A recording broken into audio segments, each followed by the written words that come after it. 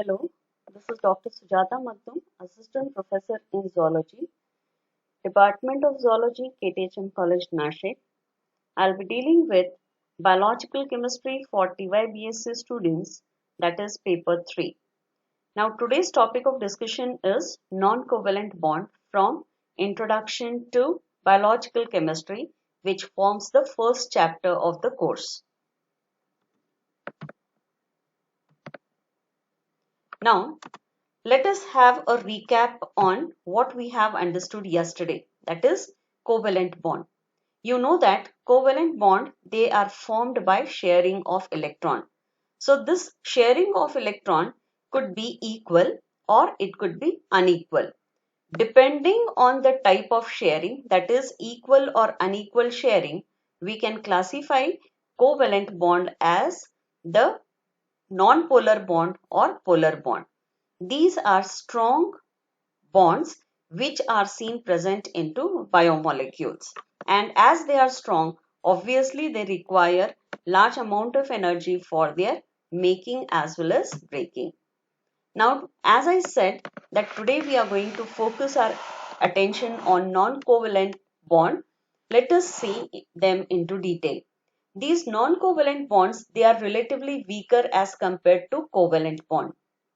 And this weak bond is basically formed due to non-sharing. That means it is here actually the electrons are not shared intimately, but the electronegativity of the nucleus, it influences in formation of non-covalent bond. Now what is electronegativity? You know that this is an ability or power of an atom in a molecule which enables to attract or to get attracted towards the other. So this electronegativity enhances or it helps in formation of non-covalent bond. In nature, you know that there are different types of molecules which are present and they are not every time shared equally by means of electrons, but there is sometimes attraction seen between the atoms. Now this attraction leads to development of electronegativity. The more electronegative nucleus of an atom will always have the tendency to influence the less electronegative atom, and as a result of this there is formation of non-covalent bond. Let us have certain important properties of these non-covalent bond. These non-covalent bond, they enables in formation of the three-dimensional structure of any biomolecule. Like you know that in lower classes you might have come across the terminology as the secondary, tertiary or quaternary structures of proteins, or you can say the double helical nature of DNA. So these three-dimensional configuration of the biomolecule, it is totally dependent on non-covalent bond. So how can we say that it determines the three-dimensional nature? I have given an example of double helix of DNA.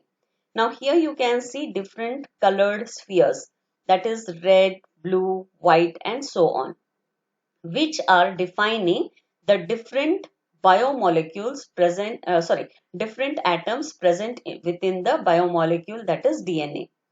They are showing a specific arrangement and this specific arrangement leads to stick them together, and as a result of which this sticking nature or bringing them together enables in giving or forming a specific shape that forms the conformation of an biomolecule. So this type of conformation which is generated within biomolecule, it is because of the non-covalent bonding seen between the different atoms of the molecule. Here I can say the red atom getting binded with the orange or the white or the blue. So this indicates that a specific type of arrangement leads to formation of the conformation or the configuration of molecule. Now these non-covalent bond individually, if you consider, individually in the sense if I consider only the orange sphere and the red sphere, so there will be only one single interaction seen between this. So individual interaction is always very less. Whereas if collectively I understand, or if collectively I try to form the integrity of this bonding, then we can say that it will bring about the strength to the molecule, or it gives the strength to the molecules. Hence, we can say that individual bonding of non-covalency is always a weak bond, but collective nature within the biomolecule will enhance the strength or stability to that particular molecule. And these weak bonds are always having a transient existence at the normal physiological temperature, which ranges between 25 to 37 degrees centigrade, indicating that they will be seen in stable condition. But if there is fluctuation in the temperature, these weak bonds, they have the tendency to break, as a result of which there will be distortion seen into the shape of the molecule. Distortion means the shape of the molecule will be changed, and this change in shape is because the weak interaction seen between the atoms of the molecule, they get deformed or they get distorted. Therefore, we can say that they have their transient existence. Now, already I have said that multiple covalent bond help in stabilizing the molecule. That is because the individual strength of the covalent bond, if we consider, it is weak, but collective multiple nature within the molecule or the macromolecule will be always on the higher side, and therefore it brings about stability to the macromolecule. These non-covalent bond also enables one large biomolecule to get adhered to another. And this adhering or this binding is once again a transient. Like you can say, if there is changing composition of the physiological component like the pH or the temperature, obviously these two large molecules, two large biomolecules tend to get separated. And therefore, even though for time being or at temporary stages they come together, there is always a chance for these molecules to get separated. Moreover, these non-covalent bonds, they have a dynamic biological properties. Now, what is dynamic biological properties? Whatever shapes of biomolecules we get across in the nature, they are due to this non-covalent bonding of molecule. Now, let us see the different types of non-covalent bond. The first one is hydrogen bond.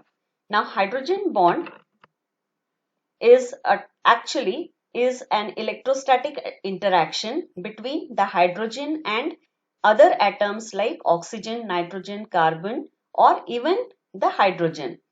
Further, whenever these different atoms are getting temporarily linked, there is a partial opposite charge observed between the two atoms involved into attraction. Now, this attraction is totally dependent on the relative electronegativity of the bounded atoms. As a result of which, we can say that the relative strength of these atoms enables them to form the hydrogen bonding.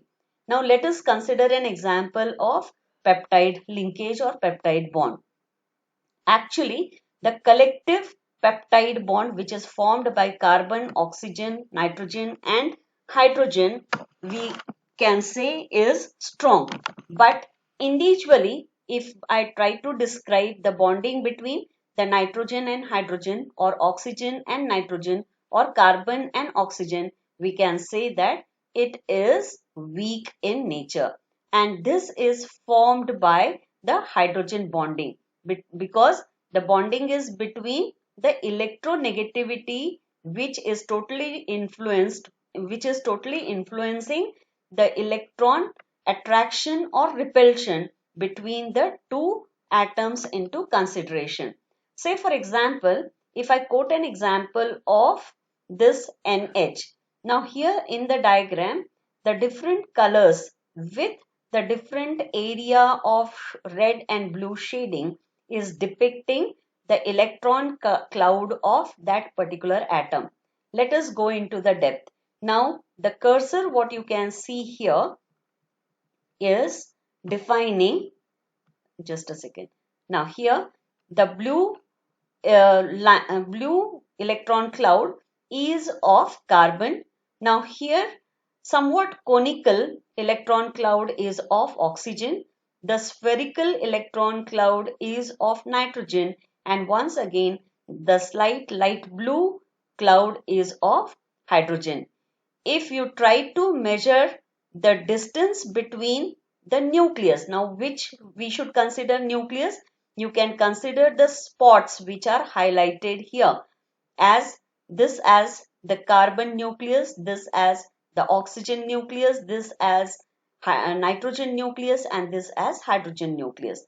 Now if you try to see the distance between the nucleus, we can say that it is probably not equal. There is unequal attraction or repulsion. Say for example, if we consider nitrogen and hydrogen, you can say that hydrogen is more close to the nitrogen nucleus.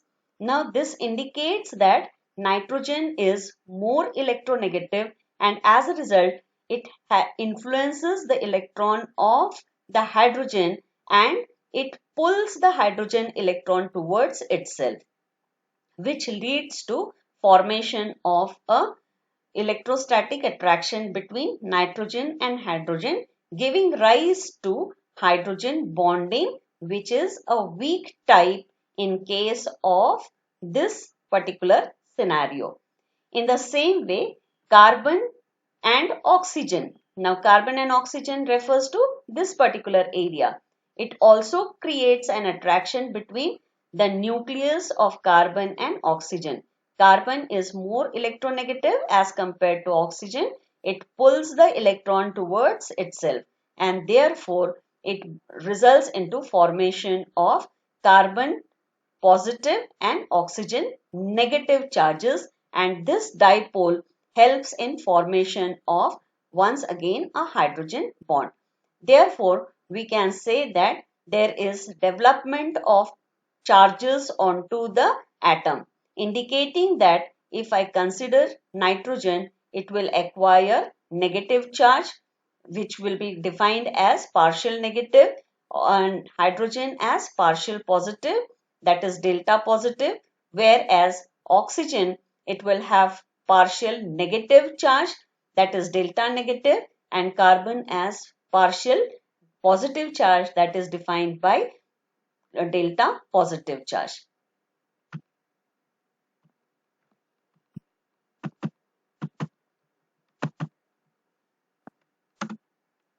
Now the next is hydrophobic bond. Hydrophobic bonds are actually the forces that keeps the non-polar molecule of the part of molecule to get associated with each other in aqueous solution. So what does it mean? Now here there are two different terms which you need to understand. We are talking about non-polar molecule. So what are non-polar molecule?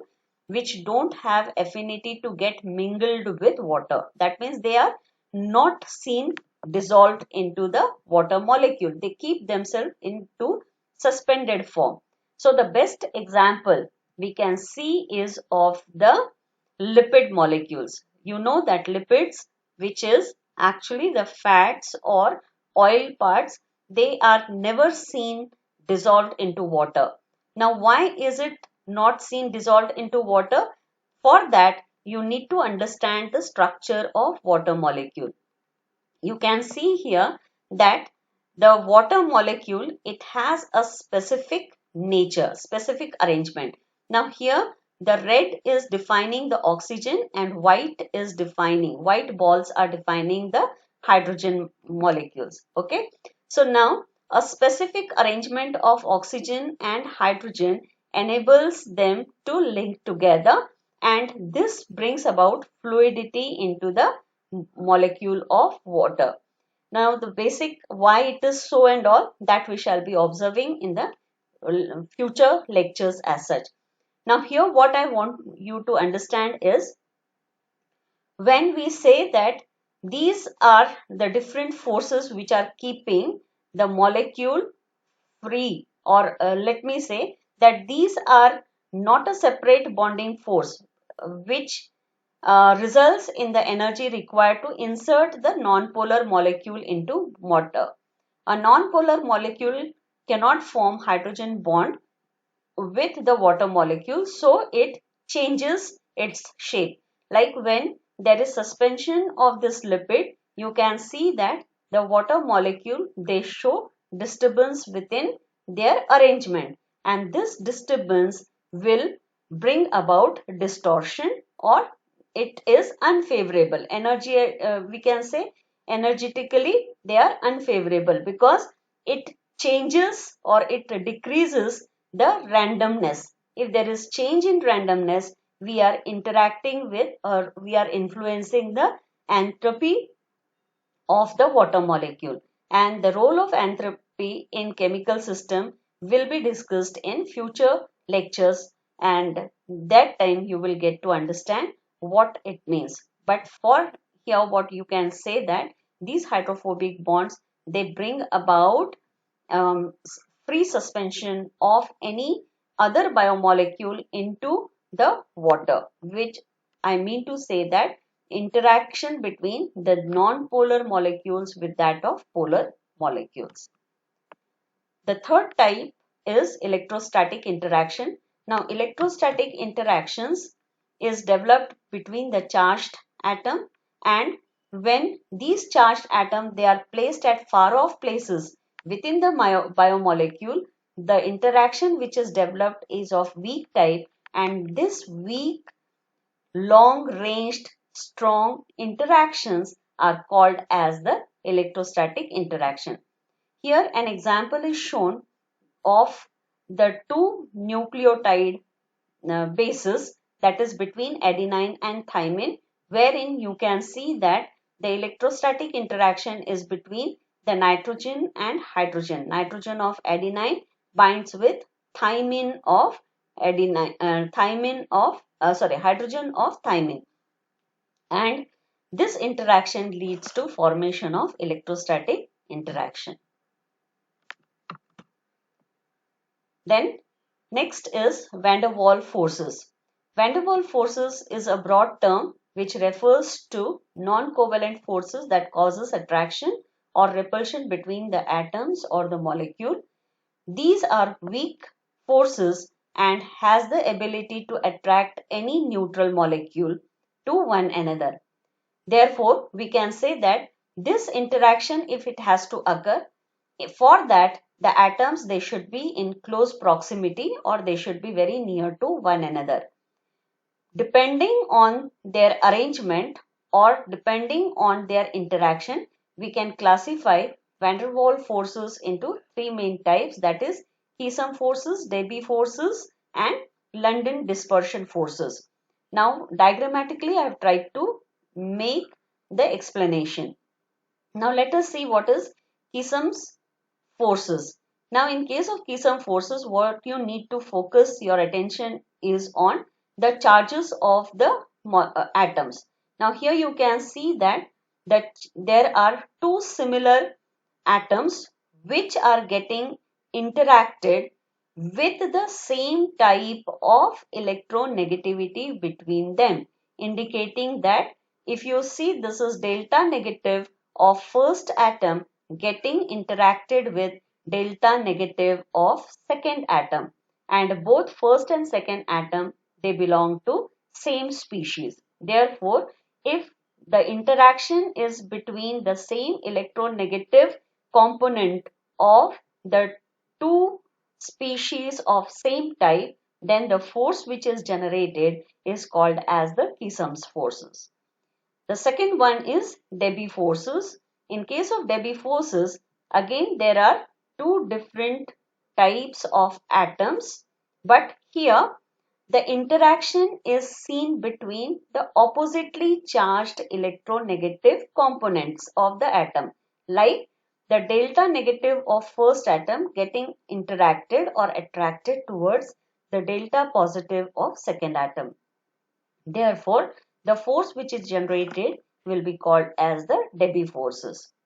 In the third one, that is called as London dispersion forces, there once again the same type of atoms are involved, but then the distinction between London forces and that of Keesom forces is that in case of London forces, the interaction is between the two oppositely charged electronegative component of the same type of atoms. Therefore, you can classify or you can categorize it as London forces. If the same type of electronegative component of same type of atom is involved, then you have to say it as Keesom type of forces.